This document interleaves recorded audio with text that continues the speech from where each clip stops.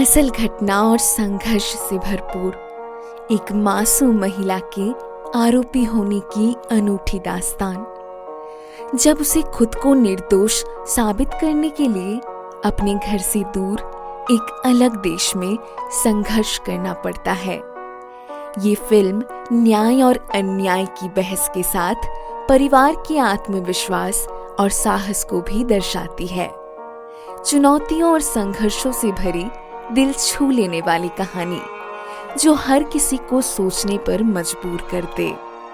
नमस्कार दोस्तों, एक बार फिर से आपका स्वागत है मूवी ट्राइब्स की एक और रोचक कहानी में। 2013 की मूवी वे बैक होम, जिसकी IMDb रेटिंग है 7.5 और उसके डायरेक्टर हैं पांग यून जिन। कहानी पसंद आए तो वीडियो को लाइक, शेयर, सब्सक्राइब पक्के से कर दीजिएगा। नोटिफिकेशन बेल भी हिट करें और हाँ, हमारे फेसबुक पेज को लाइक करना बिल्कुल भी ना भूले। कहानी के शुरुआत में एक शादीशुदा जोड़े जोंग और जियोंग को दिखाया जाता है। उनकी एक छोटी सी बेटी भी है। ये दोनों साथ में कार रिपेयर का काम कर अपनी घर गृहस्थी चलाते। पर एक दिन जब जोंग ने गलती से एक स्पाइडर को मार दिया, तब उसे अपशगुन का एहसास सताने लगा। आज उनके घर में जोंग के कई सारे दोस्त आने वाले हैं, मगर जियोंग इसी अपशगुन की चिंता में डूबी हुई थी। उसका मानना है कि आज का दिन उन दोनों के लिए खराब साबित हो सकता है, इसलिए उन्हें अपने दोस्तों को नहीं बुलाना चाहिए। इधर जोंग को इन सभी चीजों में बिल्कुल विश्वास नहीं और उसने जियोंग के बातों को नकार दिया। जोंग के अनुसार उसके दोस्त काफी अच्छे हैं और उनके आने से उन्हें कोई भी नुकसान नहीं होगा। उसने जियोंग को राय दी कि उसे इन सभी के बारे में कोई चिंता नहीं करना चाहिए। उसी रात उनके घर पर जोंग के दोस्त मुंडो की दस्तक हुई। वही मुंडो जो पिछले कई महीनों से लापता था। उसके बारे में कोई जानकारी नहीं कि आखिर वो क्या काम करता है और कहां पर गायब था। कुछ पल बाद वहां पर दो दोस्तों की और दस्तक हुई, जिसमें से एक बिजनेसमैन और दूसरा कंप्यूटर सेंटर का काम करता।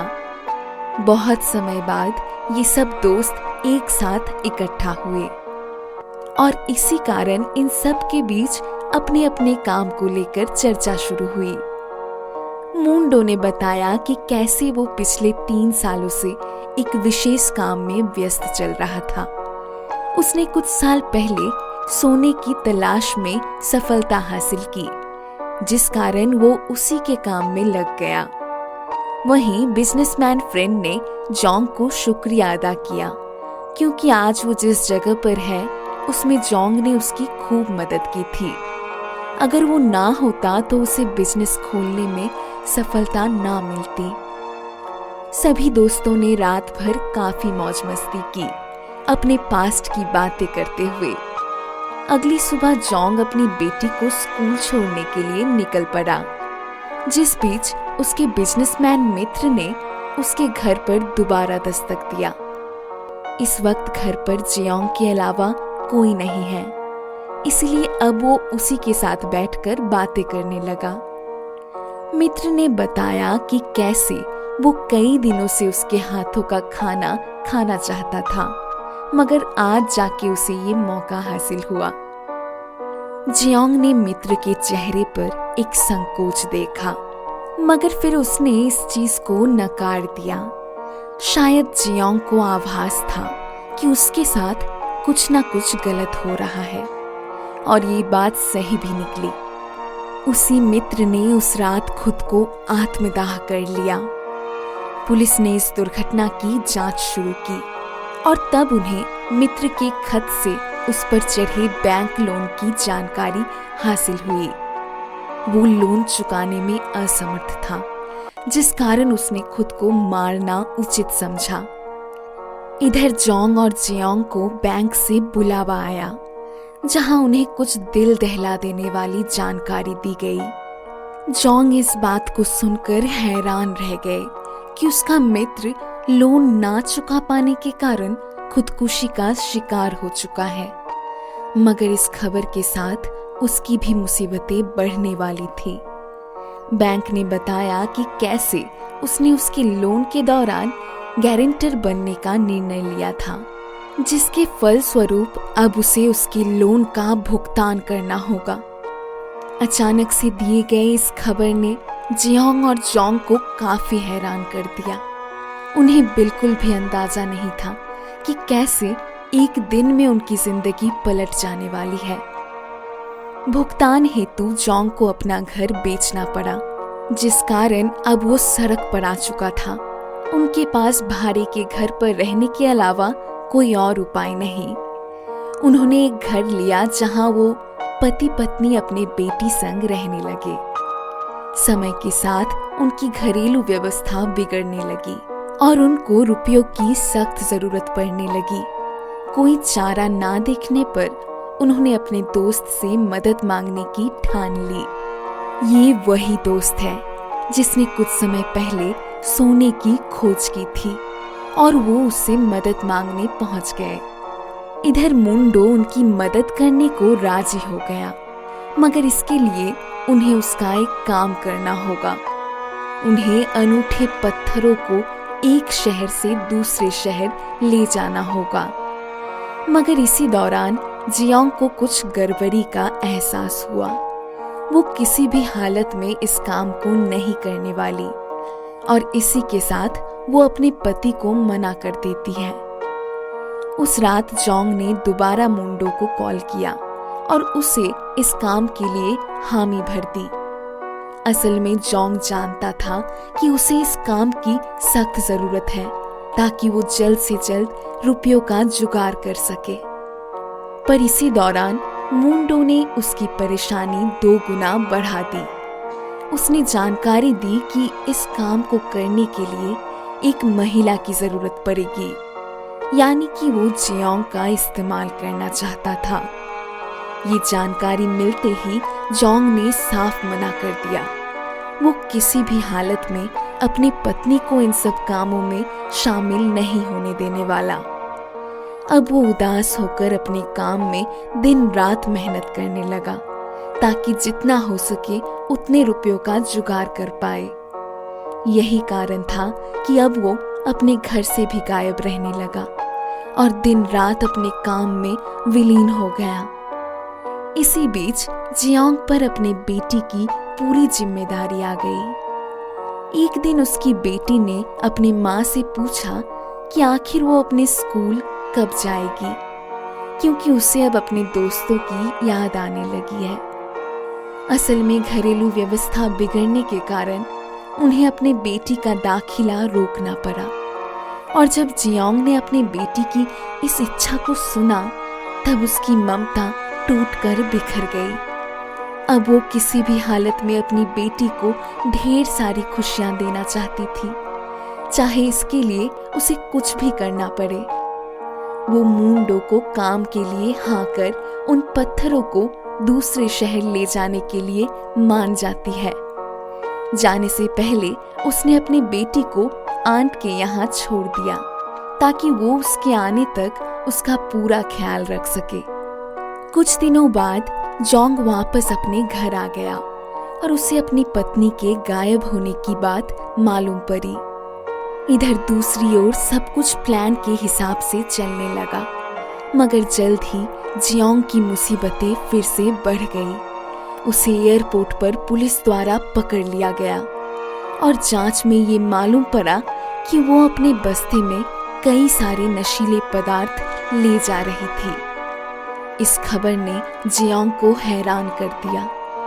असल में वो इस बात से अनजान थी कि मुंडो ने उसके साथ खेल खेला है। उसने कीमती पत्थर नहीं बल्कि नशीले पदार्थ ले जाने के लिए जियोंग का इस्तेमाल किया। मुंडो ने उनसे झूठ बोला था। उसने किसी भी पत्थर और सोने की खोज नहीं की थी, बल्कि वो नशीले पदार्थों का काम करता था। उसने शुरू में झूठी कहानी बताई होती है। जियोंग को कैद कर लिया गया और कुछ देर बाद वहां पर मुंडो की गर्लफ्रेंड भी पकड़ी गई। वो बात अलग है कि मून-डो की गर्लफ्रेंड को रिहा कर दिया गया क्योंकि उसे सिर्फ संगीन हालत में पकड़ा गया था। उसके पास से कोई भी नशीले पदार्थ नहीं मिले। अब जियोंग खुद को निर्दोष साबित करने के लिए सभी से रिक्वेस्ट करने लगी कि उसे इस बारे में कोई जानकारी नहीं थी, वरना वो ये काम बिल्कुल ना करती। पर किसी ने उसकी एक ना सुनी। वहीं दूसरी ओर जोंग को अपनी पत्नी के बारे में मालूम पड़ा और अब वो उसे रिहा कराने के लिए यहाँ वहाँ के चक्करे लगाने लगा। उसने सभी अधिकारियों से विनती कर अपनी पत्नी के निर्दोष होने की बात की। जहाँ कुछ अधिकारियों ने उसके बातों को सुना और उस पे अपनी राय देते हुए बताया कि अगर उसका मित्र यानी कि मून-डो अपनी करतूतों को मान ले तब उसकी पत्नी को बाइज्जत बरी कर दिया जाएगा। कुछ समय बाद ये खबर कोरियन एम्बेसी तक पहुंच गई, जहां डे योंग नाम का एक एम्प्लॉई अपने बॉस से बात करके इस विषय पर कुछ करने को कहता है, मगर बॉस के पास कई सारे काम हैं और वो इसमें अपना समय जाया नहीं करना चाहता। जल्द ही डे योंग जियोंग से मिलने जेल पहुंचा और जियोंग अपनी सभी परेशानी उससे व्यक्त करने लगी। डे योंग मदद नहीं कर सकता, इसलिए वो उसे कुछ जरूरत का सामान देके वहां से जाने लगा। इसी बीच जियोंग उससे गिड़गिड़ा के मदद मांगने लगी और साथ में उसे अपने परिवार से बात कराने की इच्छा जताने लगी। मगर फ्रांस की कानूनी व्यवस्था काफी मजबूत है, इसलिए जियोंग की इस इच्छा को पूरा नहीं किया जा सकता। मगर इसके बावजूद वो इस इच्छा पर डटी रही और तब उसे 3 मिनट तक बात करने की अनुमति मिली। उसने फट से जोंग को कॉल किया और वो दोनों बात करने लगे। मगर जब उसकी अपनी बेटी से बात करने की बारी आई तब तक उसका समय खत्म हो गया और उसे उदास होकर हार माननी पड़ी। इधर दूसरी ओर जोंग तब हैरान हुआ जब मून-डो की गर्लफ्रेंड को वापस कोरिया भेज दिया गया। उसे इस बात पर विश्वास नहीं हुआ और अब वो उससे मून-डो की जानकारी हासिल करने लगा। उसने जोंग को उस समय कोई जवाब नहीं दिया, मगर फिर उसे उसके ऊपर तरस आ गया। उसने जोंग को राय दी कि मून-डो को ढूंढने से पहले उसे तेईवांग नाम के व्यक्ति को ढूंढना चाहिए जो मून-डो का पता बता सकता है। इस तरह जोंग अब तेईवांग और मून-डो की तलाश में निकल पड़ा। जल्द ही जोंग ने कोरियन एम्बेसी में कॉल लगाकर उनसे अपनी पत्नी के बारे में जानकारी हासिल की। डे योंग ने उसे बताया कि उसके पास अब कोई चारा नहीं, इसलिए उन्हें अब अगले 4 महीने का इंतजार करना होगा जब मून-डो की दलील सुनी जाएगी। और उसने जोंग को एक वकील के साथ तैयार रहने को कहा जो उसके केस को लड़ सके। पर जोंग, जो अब घर के पैसे ना चुका पाने के कारण सड़क पर आ चुका है, उसे अब अपने बेटी की चिंता सताने लगी। वो चाहकर भी उसका पालन पोषण नहीं कर पा रहा, इसलिए अब वो उसे अपने आंट के यहाँ वापस छोड़ देता है।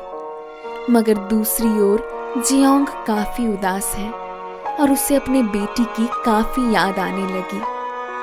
आखिर में उसने अपने पति और बेटी को खत लिखना शुरू किया ताकि वो उन्हें अपने बारे में बता सके। वो खत को लिखकर खाली ही हुई थी कि तभी उसे इस जेल से हटाकर दूसरे जेल में डाल दिया जाता है। अब तक वो जहां उस जेल में थोड़ी सुकून की सांसें ले रही थी, वहीं यहाँ पर उसे कई सारी मुसीबतों का सामना करना पड़ता है। उसे जबरदस्ती टॉर्चर किया जाता है और जबरन दवा खिलाकर सुला दिया जाता है।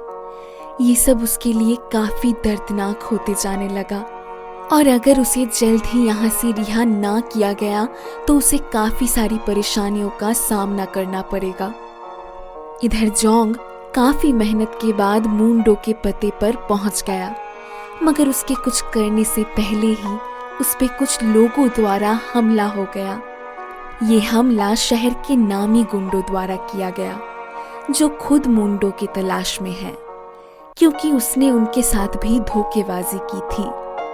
वहीं जब बॉस को मालूम पड़ा कि मुंडो ने इसके साथ भी काफी दुष्कर्म किए और वो भी उन्हीं की तरह परेशान है, तब उन्होंने उसे रिहा करके वापस जाने दिया। इधर जियोंग का जेल में रहना दिन ब दिन मुश्किल होने लगा, क्योंकि उसे बाकियों द्वारा दुष्कर्म का सामना करना पड़ता। और इसी बीच उसकी एक बच्ची से दोस्ती हो गई, जो ठीक उसी की तरह यहाँ पर कैद है, और उस बच्ची को भी औरों द्वारा दुष्कर्म का सामना करना पड़ता है। वो बच्ची अपनी माँ से दूर हो गई थी। वहीं जियोंग भी अपनी बेटी से दूर हो चुकी थी। इसी कारणवश उन दोनों में माँ बेटी की भावना उत्पन्न होने लगी। साथ में रहकर वो दोनों काफी हद तक अपने बुरे अवस्था को झेलने लगे। मगर यहाँ जियोंग को एक बात सताने लगी। उसे यहाँ रहने के लिए पैसों की सख्त जरूरत थी, क्योंकि यहाँ खाने के लिए भी रिश्वत दी जाती है। उसने इसी का निजात पाने के लिए एक बार फिर से अपने पति को खत लिखा, मगर वो इस बात से अनजान थी कि ये सारे खत उसी जगह पर जा रहे हैं जहां वो दोनों किराए पर रहा करते थे। जोंग अब उस जगह से निकाल दिया गया था, किराया ना देने के कारण। एक दिन जोंग को उसके उसी किराएदार ने बुलाया और उसे वो सभी खत दिए। उन खत को पढ़कर उसकी आंखों से आंसू आ गए। वो अब अपनी पत्नी के लिए कुछ भी करने को तैयार हो गया। इतनी तंगी में होने के बावजूद वो उसके लिए कुछ कपड़े, पैसे और अपनी बेटी की तस्वीर भेजने में कामयाब होता है। काफी मशक्कत के बाद जियोंग को जोंग का भेजा हुआ खत हासिल हुआ। खत पढ़ते ही उसकी आंखों से आंसू की नदी बहने लगी। वो अपनी बेटी को काफी दिनों के बाद उस तस्वीर में देख पा रही थी, जो उसके लिए किसी अनोखे पल से कम नहीं था। वहीं पुलिस की मदद से जल्द ही मुंडो को पकड़ लिया गया और तब जांच के लिए उससे पूछताछ शुरू की गई। इधर जोंग को उसे देखते ही गुस्सा आ गया और उसने मुंडो पर हमला कर दिया। मगर पुलिस ने उसे समझाया कि जब तक मुंडो अपने गुनाहों को मान नहीं लेता, तब तक उसके पत्नी को रिहा नहीं किया जा सकता। इसी के साथ वो दिन भी आ गया जब जियोंग की दलील सुनी जाने वाली है, और इसी दौरान मुंडो को भी जज के सामने प्रस्तुत किया गया और उससे उसके गुनाहों के बारे में पूछा गया। जल्द ही मुंडो ने अपनी गुनाहों को मान लिया और जियोंग को निर्दोष बताया। ये पल जोंग के लिए काफी खुशी का पल था। उसे मालूम पड़ा कि अब जल्द ही उसकी पत्नी को रिहा कर दिया जाएगा। मगर इससे पहले इस केस की सभी कागजात फ्रेंच कोर्ट तक जाएगा। उसके बाद ही जियोंग को बरी किया जाएगा। ये खबर जब जियोंग को मालूम पड़ी, तब उसकी खुशी का कोई ठिकाना नहीं रहा। वो जेल में खुशी खुशी घूम फिर कर जश्न मनाने लगी। मगर जल्द ही उसकी ये खुशी गायब हो गई। कोरियन एम्बेसी ने एक गलती कर दी। उन्होंने जियोंग के केस वाले कागजात को बाकी कागजातों के साथ नष्ट कर दिया। ये काफी शर्म की बात है कि कोरियन एम्बेसी की ये लापरवाही सीधे जियोंग को भारी पड़ी। उसको रिहा करने के बजाय अगले 4 महीनों तक अपने दलील का इंतजार करने को कहा गया। इस तरह जियोंग की मुसीबतें और बढ़ने लगी। इधर जियोंग पर अत्याचार इस कदर बढ़ गया कि उस जेल की जेलर उसके साथ दुष्कर्म करने तक आ गई। उसने जियोंग के साथ गलत करने की कोशिश की। जियोंग अपनी जान बचाकर वहां से भागने लगी, पर जल्द ही वो उन सभी के चपेट में आ गई। इसके बाद उसको टॉर्चर करके एक छोटे से काल कोठरी में बंद कर दिया गया, जहां वो पहले से भी खराब हालत में थी और डर में भी। इस तरह समय काफी महीने आगे पहुंच गया, जहां अचानक से जियोंग को बेल दे दी जाती है। असल में जियोंग के अच्छे व्यवहार के लिए अब उसे जेल में रहने की जरूरत नहीं। वो पुलिस के देखरेख में बाहर रूम लेकर रह सकती है। उसने एक किराए का घर लिया, मगर उसके पास इतने पैसे नहीं थे कि वो वहां अपना गुजारा कर सके। जियोंग ने यहाँ से अपने पति को कॉल किया और अपने सारे हालात के बारे में बताया। इधर जोंग को अपनी पत्नी के लिए काफी बुरा लगा और तब उसने कोरियन एम्बेसी से बात करके उन्हें उसके पत्नी के लिए कुछ मदद करने की बात करी, मगर कोरियन एम्बेसी ने इस बार भी लापरवाही दिखाते हुए उसकी कोई मदद नहीं की। आखिर में जोंग ने कोरिया के फ्रेंच एम्बेसी के सामने प्रोटेस्ट करना चालू कर दिया और उस तरह कोरियन एम्बेसी पर जियोंग के प्रति मदद करने की बात होने लगी। अब कोरियन एम्बेसी फ्रेंच एम्बेसी की बात मानकर जियोंग से मिलने पहुंची। इधर जियोंग को लगा कि वो उसकी मदद करने आए हैं, मगर वो उल्टा उसे डरा धमका के वहां से वापस निकल गए। साफ जाहिर हो गया कि वो जियोंग की कोई मदद नहीं करना चाहते थे। अब कोई रिस्पांस ना मिलने पर जोंग की घबराहट बढ़ने लगी और उसे अब अपने पत्नी की चिंता सताने लगी। वो जानना चाहता है कि आखिर उसकी पत्नी किस हालत में है, मगर कोरियन एम्बेसी उसका कोई साथ नहीं देती। इधर जल्द ही उसकी जिंदगी में करिश्मा होता है। एक प्रेस कंपनी जियोंग के इस केस के बारे में डॉक्यूमेंट्री बनाना चाहती है, इसलिए अब वो जोंग से मिलने पहुंचते हैं। इधर जोंग उस प्रेस के साथ अपनी पत्नी से मिलने पहुंचा और जब पहली बार उन दोनों की मुलाकात हुई तो वो अपने आंसू रोक नहीं पाए। दोनों एक दूसरे के गले लग रोने लगे। फिर जियोंग को उसके पति द्वारा अपनी बेटी की तस्वीर दिखाने का मौका मिला। उसने जब अपनी बेटी को देखा तो वो खुद को रोने से रोक नहीं पाई।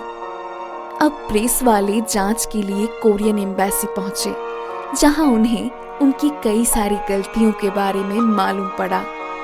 ये मामला काफी संगीन हो चला था और तब प्रेस को इस वाक्य पर काम करने से रोक भी लगाया गया, मगर इसके बावजूद जियोंग की दास्तां हर किसी के सामने आई। जल्द ही जियोंग को लोगों का समर्थन मिलने लगा और कोरियन एम्बेसी को आलोचना का सामना करना पड़ा। इस कारण अब वो दिन भी आ गया जब जियोंग की दलील सुनी जाने वाली थी। यहाँ किस्मत ने उसका साथ दिया और उसे निर्दोष ठहरा के रिहा कर दिया गया। इस पल के बाद वो पहली बार वापस कोरिया जा सकती थी और अपने परिवार के साथ रह सकती है। जियोंग अब कोरिया आके अपने परिवार संग रहने लगी और उसे इस बात से दुख हुआ कि उसकी बेटी उसे पहचान ना सकी। ज्यादा दिनों तक दूर रहने के कारण वो अब अपनी बेटी की नजरों में अनजान बन गई। मगर ये चीज सिर्फ कुछ समय के लिए रहा, क्योंकि जल्द ही वो अपने बेटी के संग दोबारा घुलने मिलने लगी और वो सभी एक हंसी खुशी परिवार की तरह रहने लगे।